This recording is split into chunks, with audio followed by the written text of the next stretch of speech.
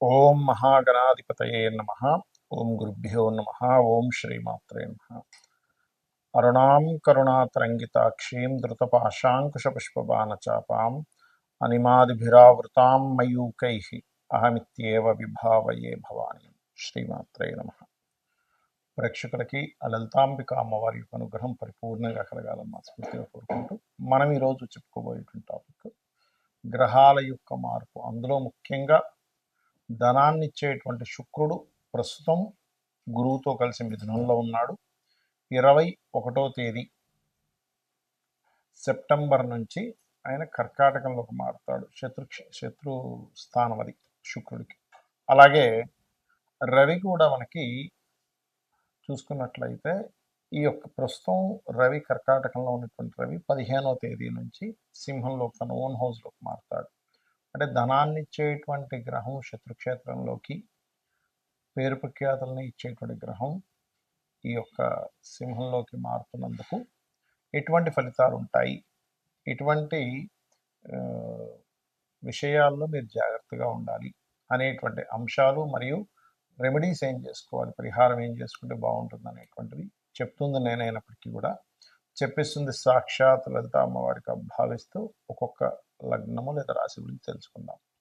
కర్కాటక లగ్నము, కర్కాటక రాశి. కర్కాటకం వారికి కనుక చూసుకున్నట్లయితే మీకు 12వ స్థానంలో 2 శుభగ్రహాలు ఉండడం మరియు ఆ 2 శుభగ్రహాల్లో శుక్రుడు లగ్నంలోకి 21వ తేదీ నుంచి రావడం వల్ల ఏమిటి చూసుకున్నట్లయితే 21వ తేదీ వరకు ఉన్నటువంటి 2 శుభగ్రహాలు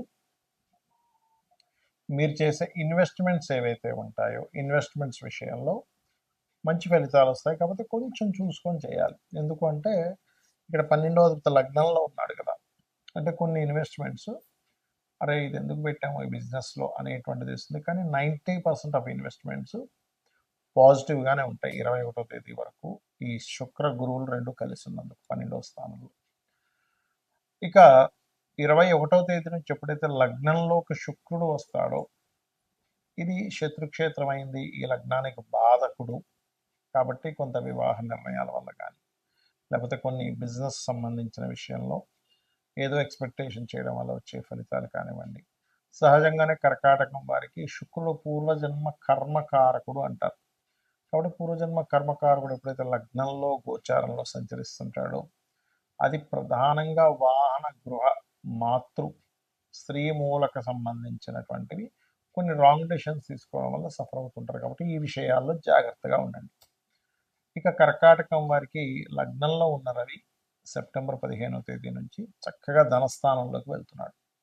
ఇది ప్రధానంగా మీకు మెడికల్ రిలేటెడ్ మూలంగా, అంటే హాస్పిటల్స్ కావచ్చు, ఆరోగ్య సూత్రాలు చెప్పేటువంటి విషయాల్లో కావచ్చు, గవర్నమెంట్ రిలేటెడ్ ధనయోగాన్ని కావచ్చు ఇస్తూ ఉంటుంది. ఇక్కడ ఏదైనా రావాల్సిన ధనం లేదా తండ్రి గారికి రావాల్సింది లేదా తండ్రి ద్వారా మీకు రావాల్సిన ధనం ఏదైనా సరే ఇది రావటానికి చాలా అనుకూలంగా ఉంది.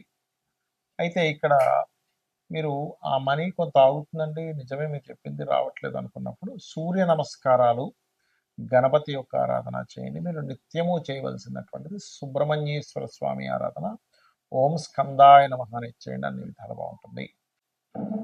చాలామంది నన్ను అడుగుతుంది ఏంటంటే మీరు ప్రతి వీడియోలోని గోచారంలో గ్రహాలు మారడం కంటే కూడా జన్మజాతకం మోస్ట్ ఇంపార్టెంట్ అని చెప్తున్నారు కదా. అసలు జన్మజాతకంలో ఎలాంటి అంశాలు తెలుస్తాయని చాలామంది నన్ను అడుగుతున్నారు. ఎందుకంటే చాలామందికి జనరల్గా అలవాటు ఉన్నది ఏమిటంటే మనం పాతకాలం నుంచి కూడా చూసుకున్నట్లయితే వార ఫలాలను మ్యాగజైన్స్లోని ఆ ఫలాలు ఈ ఫలాలు ఇవే చూస్తూ ఉంటారు. అంటే గోచారంలో మారిన గ్రహాల వల్ల ఈ ప్రభావం ఉంటుంది అనేటువంటిది. కానీ వాటికంటే అతి ముఖ్యంగా మీరు చూసుకోవాల్సింది మీ పర్సనల్ చార్ట్.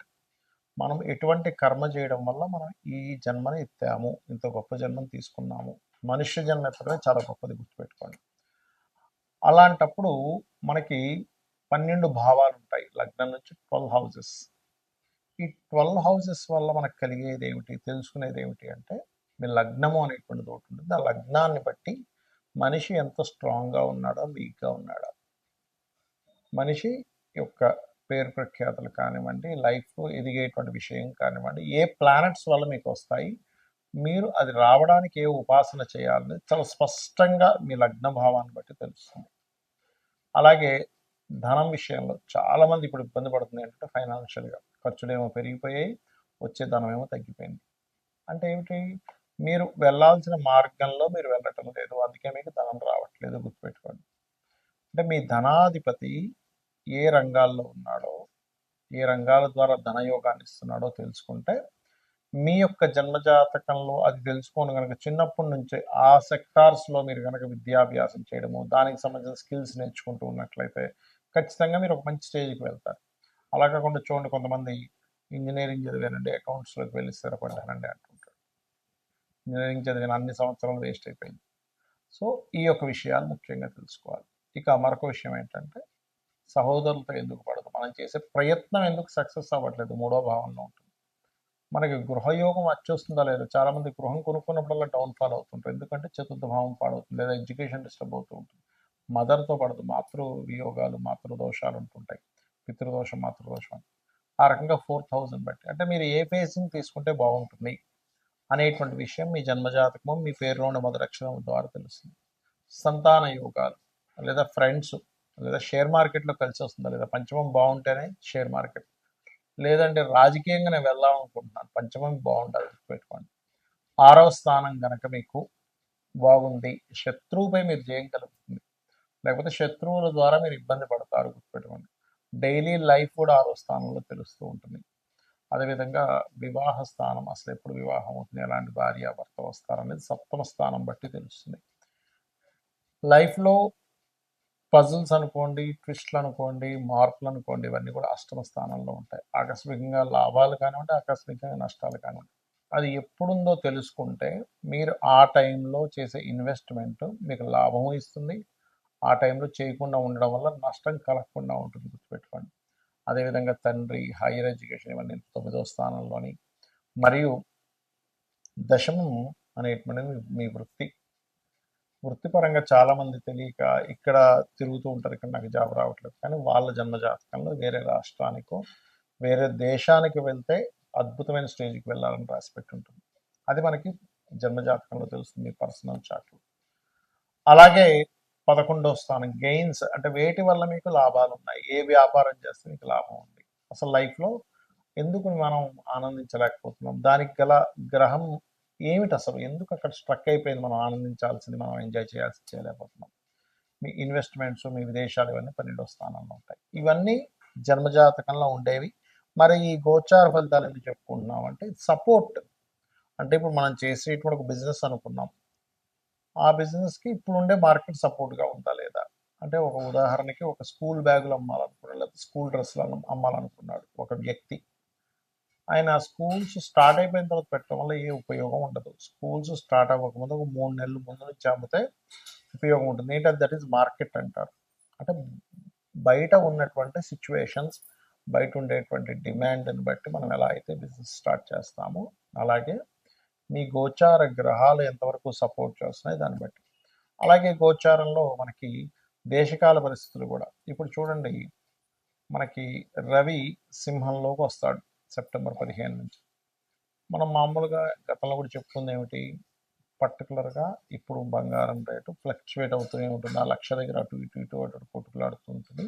గడిచిన 6-7 నెలల్లో ఎలా అయితే 60-70 ఉన్నది లక్షకు వచ్చేసింది, కానీ అంత ముందుకు వెళ్ళదని చెప్పుకున్నాం, అలాగే అవుతుంది. కానీ ఈ సెప్టెంబర్ 15వ తేదీ నుంచి అక్టోబర్ 15 మధ్యలో మాత్రం రైజ్ అవుతుంది, కానీ తర్వాత మళ్ళీ తిరుగుతూ ఉంటుంది అటు ఇటు. అలాగే మనకి భూముల రేట్లు కూడా బాగా పెరుగుతాయి, గుర్తుపెట్టుకోండి. అది ఈ రాబోయే 1.5 ఇయర్ చక్కగా పెరుగుతూ ఉంటుంది, కానీ రాబోయే 1.5 ఇయర్ ఒక్క ఈ మంత్లో తప్ప మిగతా అంతా కూడా అక్కడక్కడే తిరుగుతూ ఉంటుంది గోల్డ్ రేట్. అలాగే మనకి అక్టోబర్ నవంబర్ మాసాల్లో గురువు ఎప్పుడైతే కర్కాటకంలోకి వస్తున్నాడో వెండి రేటు బ్రహ్మాండంగా పెరుగుతుంది. ఇవన్నీ ఏం చెప్తాం, గోచారంలో ఉన్న గ్రహాల వల్ల మనకి. ఇప్పుడు చూడండి, ఇప్పుడు కుజుడు కన్యలోకి ఎంటర్ అయ్యాడు, మంచి మంచి అటాక్స్ జరుగుతాయి, ఇది మన ఉగ్రవాదుల మీద కావచ్చు, వాటి మీద కావచ్చు. కన్యలోకి కుజుడు ఎంటర్ అవ్వగానే మనకి ఎప్పుడు ఎంటర్ అవుతున్నాడు ఆయన అంటే 28 ఆగస్టు 28వ తేదీ ఎంటర్ అవుతుంది. 28వ తేదీ ఎంటర్ అవ్వగానే మంచి అటాక్ జరుగుతుంది ఈ ఉగ్రవాదుల మీద కానివ్వండి, వాటి మీద కానివ్వండి. ఎందుకంటే ఈ సంవత్సరం బుధుడు అయ్యాడు సైన్యాధిపతి దాని మీద కుజుడు. ఇలాగా గోచారం ఫలితం ఈజ్ డిఫరెంట్, ఫోరా ఈజ్ డిఫరెంట్, సిద్ధాంత భాగం ఈజ్ డిఫరెంట్, ఇట్లా రకరకాలుగా ఉంటుంది. కాబట్టి ఇవి తెలుసుకొని మీ యొక్క జీవితాన్ని ఆనందమయంగా చేసుకుంటారని, ఆ అమ్మవారి అనుగ్రహం మీకు పరిపూర్ణంగా కలగాలని మనస్ఫూర్తి కోరుకుంటూ శ్రీమాత్రే నమః.